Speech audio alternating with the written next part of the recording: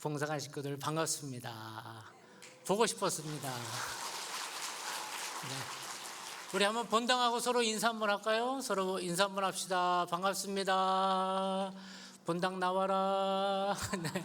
아무튼 그렇습니다. 지금 제가 여기 이동하는 바람에 방송실이 아주 난리가 났습니다. 음향 잡아야지, 영상 돌려야지, 그래서 경황이 없으실 텐데, 그래서 1년에 많이는 안 할 테니까 걱정하지 마시고요. 오늘 하나님의 집으로 오신 모든 분들을 주의 이름으로 환영합니다.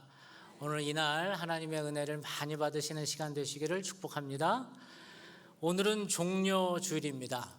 종려주일은 예수님이 나귀를 타고 예루살렘에 입성하신 날이지요. 그때 백성들은 종려나무 가지, 여러분 종려나무가 뭔지 아세요? 지금 말로 하면 야자나무입니다. 야자나무. 야자나무를 흔들면서 예수님의 입성을 환영한 날이지요. 오늘 본문 8절에서 10절은 이렇게 얘기하고 있는데 우리 같이 한 목소리로 하나님의 말씀을 봉독하겠습니다. 시 나와라. 제가 읽어드리겠습니다. 많은 사람들이 자기들의 겉옷을, 또 다른 이들은 들에서 벤 나무 가지를 길에 펴며, 시작, 앞에서 가고 뒤에서 따르는 자들이 소리 지르되 호산나,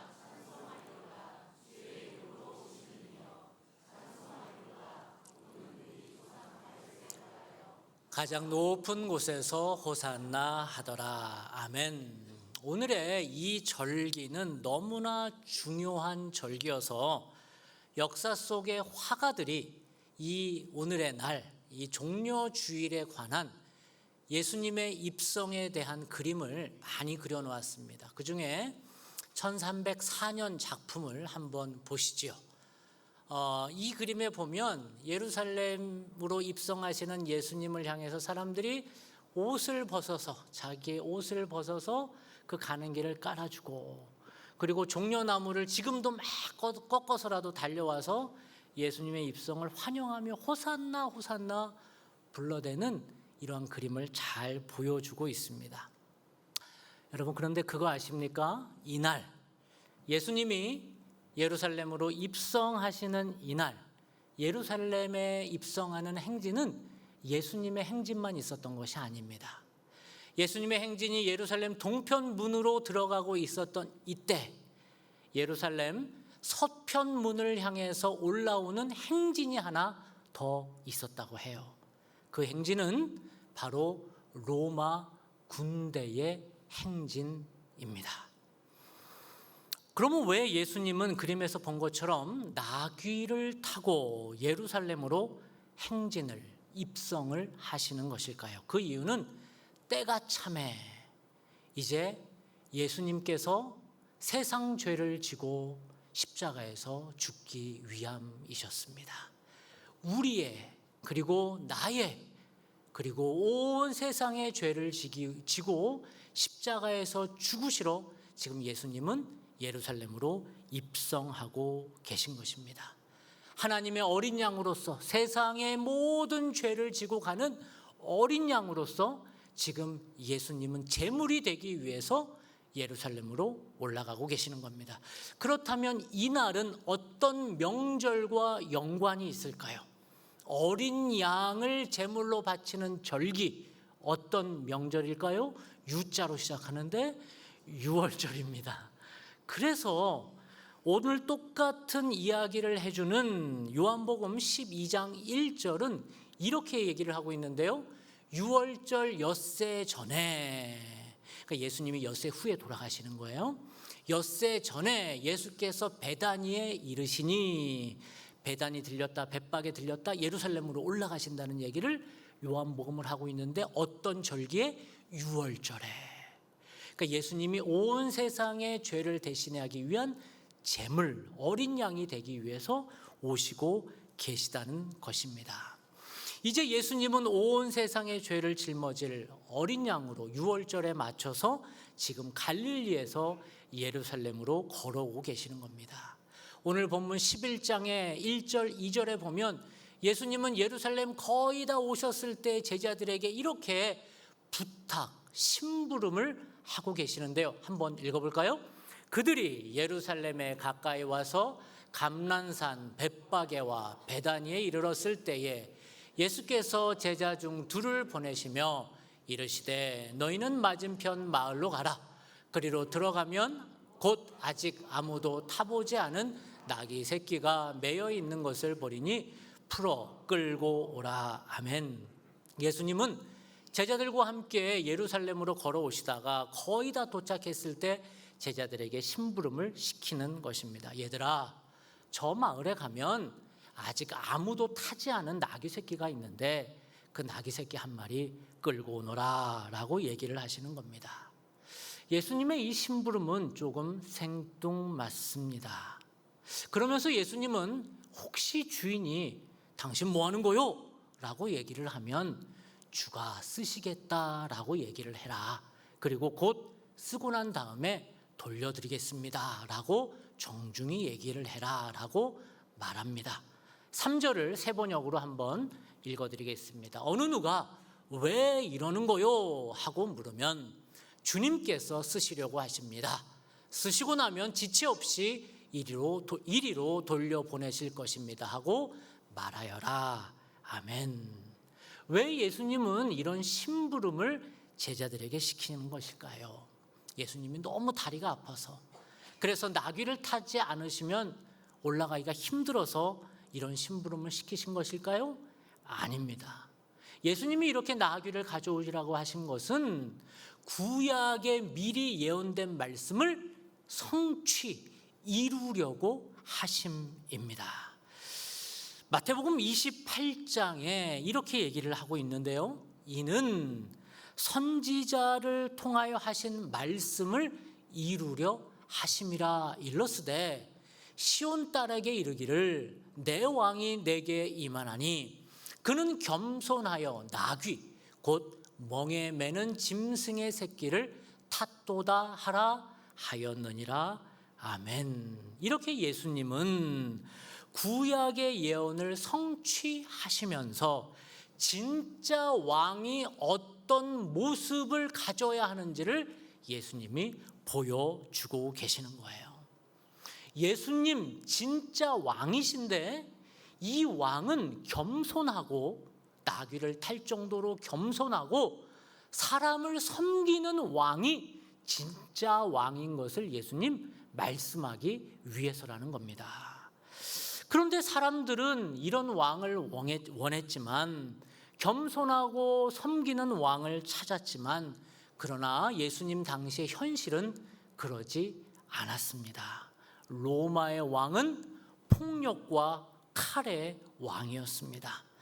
성경 외의 문헌 중에 예수님의 이야기를 가장 객관적으로 썼다는 요세푸스라는 역사가의 기록이 있습니다.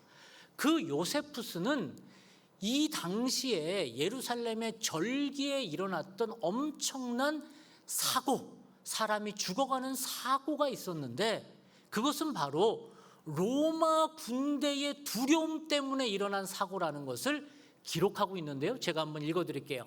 절기 때가 되면 더 많은 병사들이 증파되는 것을 본 유대인들은 크게 놀라 성전으로부터 예루살렘 시내로 도망을 치기 시작했다. 그들은 서로 성에서 먼저 빠져나가려고 하다가 그만 큰 혼란에 빠지게 되었다. 이에 서로 넘어지고 밟히는 바람에 무려 10,000명이나 되는 사람들이 목숨을 잃었다.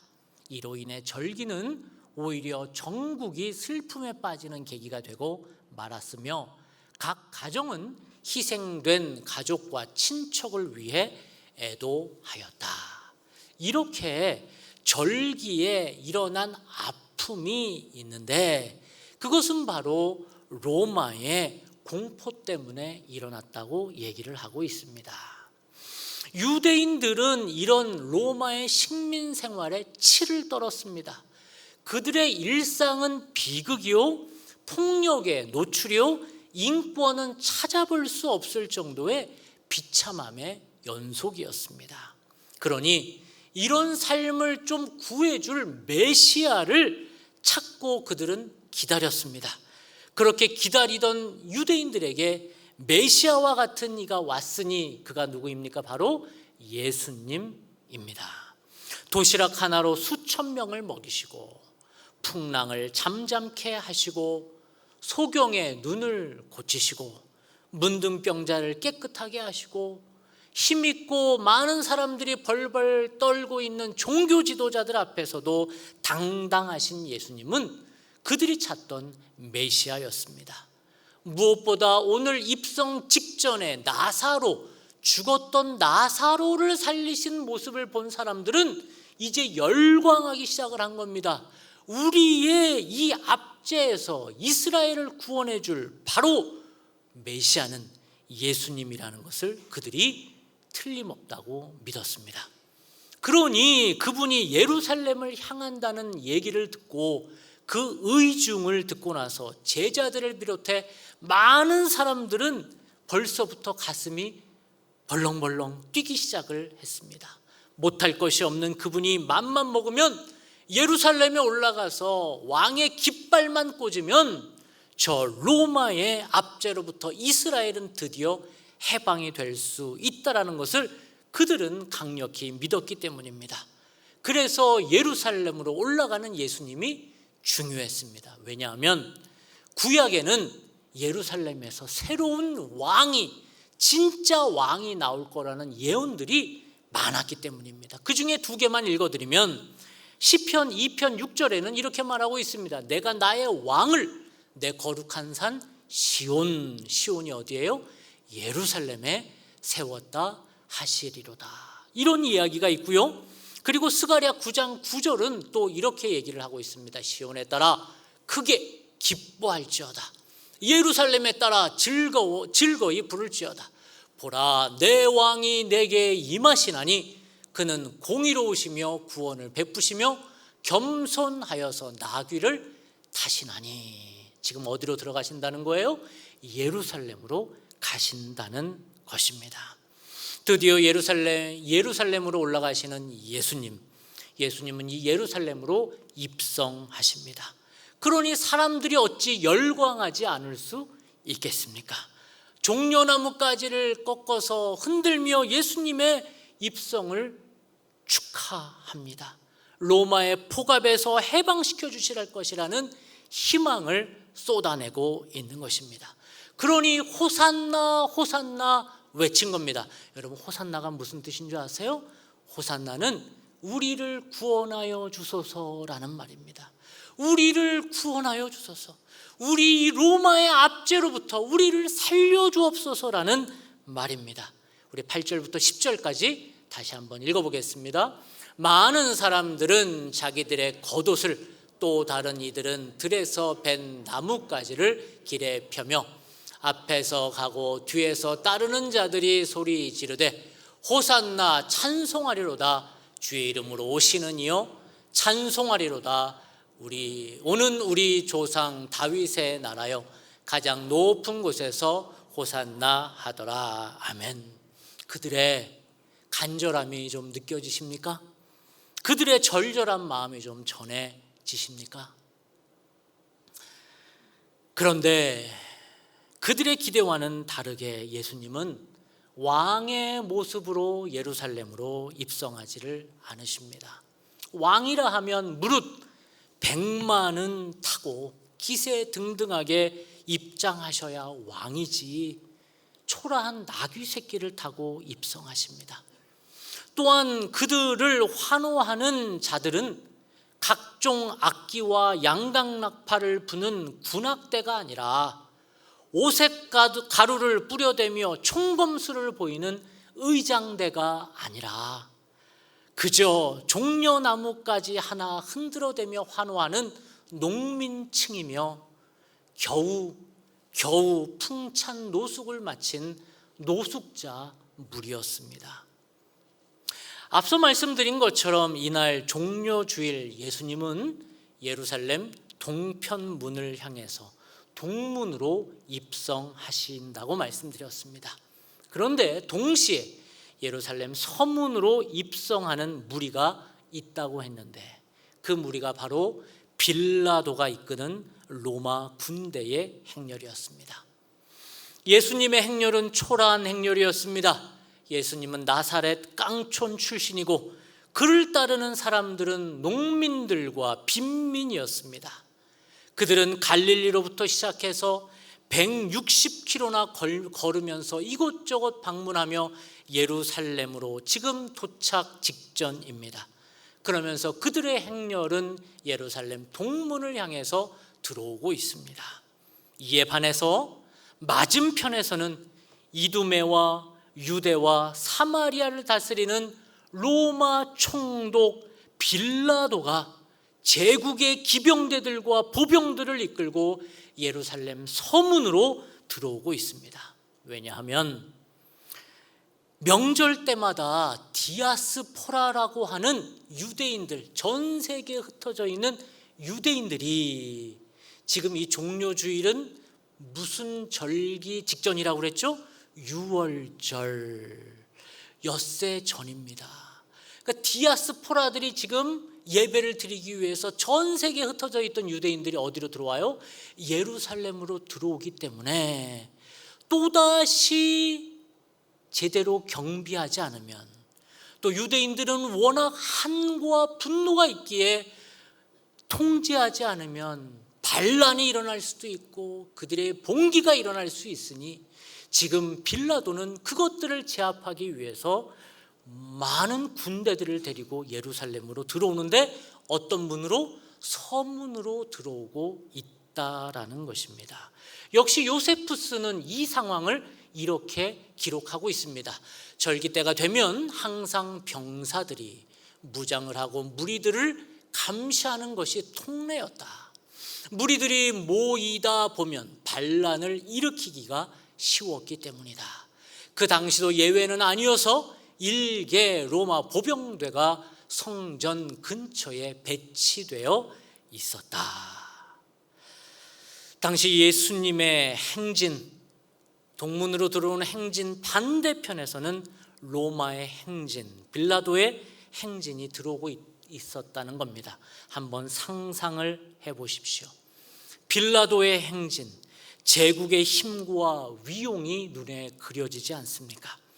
요란하게 말을 모는 기병들, 어깨에 잔뜩 힘이 들어간 보병들, 갑옷을 입고 요란하게 군화 소리를 내는 병사들, 햇빛에 반사되어 반짝거리는 투구들과 병기들, 바람에 나부끼며 사람들을 긴장시키는 독수리가 그려진 깃발들, 가죽이 스치면서 삐걱거리는 소리, 말고삐가 쩔렁거리는 소리, 진군의 북소리, 그리고 그것들을 바라보며 환호하는 백성들의 박수소리.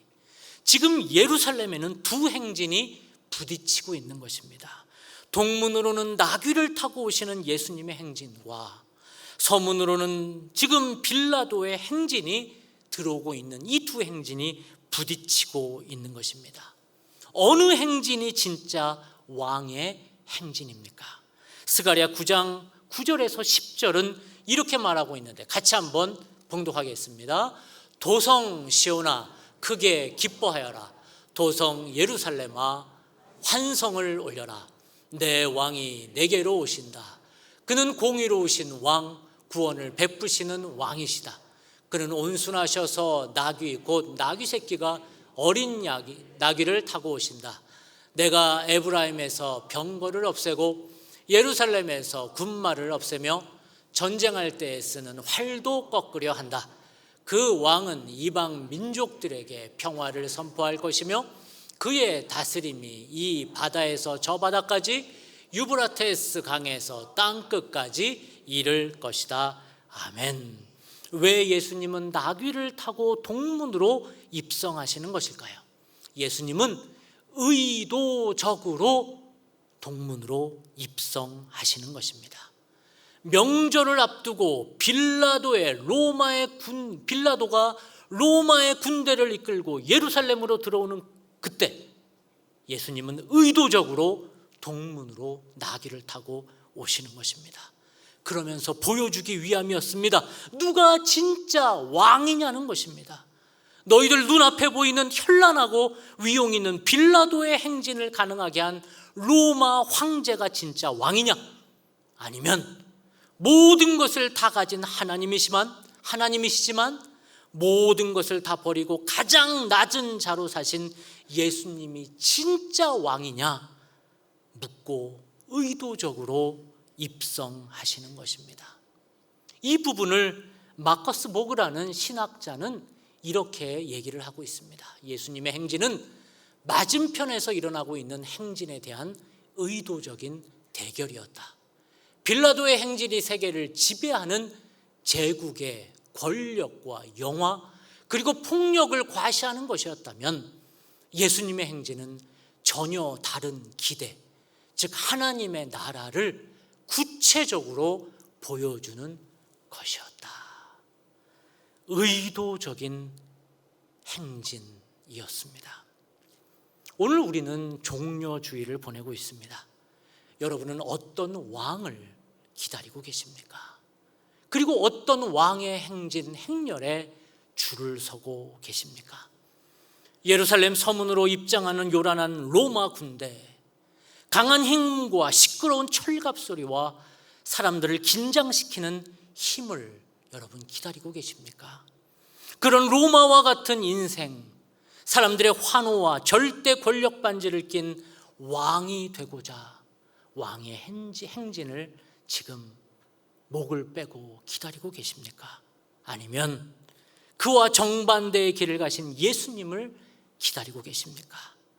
예루살렘 동편으로 입장하신 예수님, 모든 것을 다 가진 왕이시지만 다 버리신 예수님, 누구보다 멋진 백마를 타고 부부젤라 소리보다 더 요란한 환호 소리를 듣고 들어오셔야 할 분이 볼품없는 나귀를 타고 오신 예수님, 그리고 가장 추한 모습으로, 가장 처참한 모습으로 십자가에 달리신 예수님, 모든 것을 버리시고 십자가에 달리셨지만 그러나 그렇게 죽는 길이 사는 길임을 알려주셨던 예수님의 길을 따르시렵니까? 이 종려주일 우리 앞에는 두 행진이 지나가고 있습니다. 여러분은 어느 행렬 뒤에 줄을 서시겠습니까? 어른 김장하라는 다큐멘터리를 보셨습니까? 어른 김장하는 경남 진주에서 60년간 남성당 한약방을 운영하며 평생을 지역사회와 이웃을 위해 헌신한 김장하 선생의 삶을 다룬 영화입니다.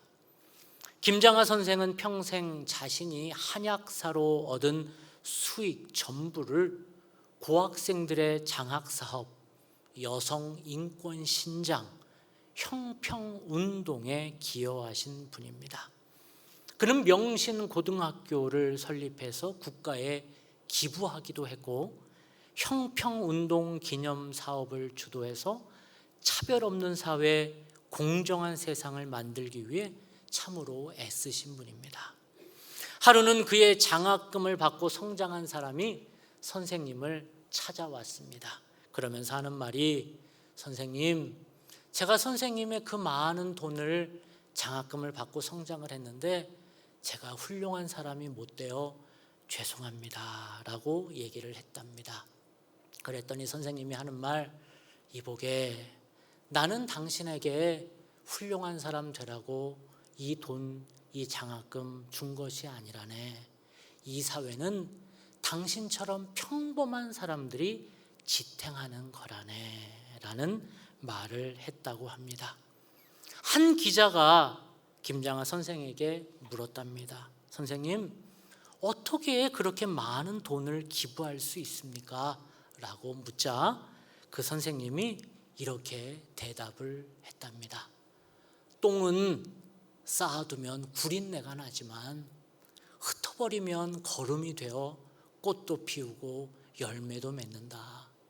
돈도 이와 같아 주변에 나누어야 사회에 꽃이 핀다. 그렇게 김장하 선생은 힘을 나눌 때 꽃이 피고 열매도 맺는 것 알려주셨습니다. 요즘같이 따를 어른이 없는 시대에 참 어른의 모습을 보여주었습니다. 그렇게 힘을 버릴 때 진짜 어른이 된다고 말해주고 있습니다. 이것이 예수님이 보여주신 삶입니다. 진짜 힘이 어디서 나오냐는 것이지요. 진짜 왕이 어떤 모습인지 예수님이 보여주셨습니다.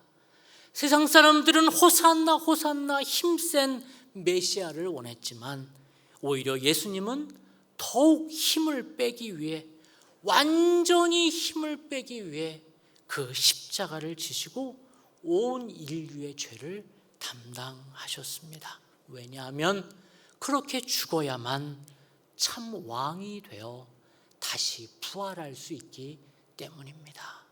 사랑하는 수원성 성도 여러분, 이번 한 주 우리 십자가를 묵상합시다. 그리고 가능한 분들은 고난주간 새벽 기도에 나오셔서 이 십자가를 더 깊이 묵상하시기를 축복합니다. 그러면서 더 이상 내가 힘이 있는 왕의 행렬에 기웃기웃거리거나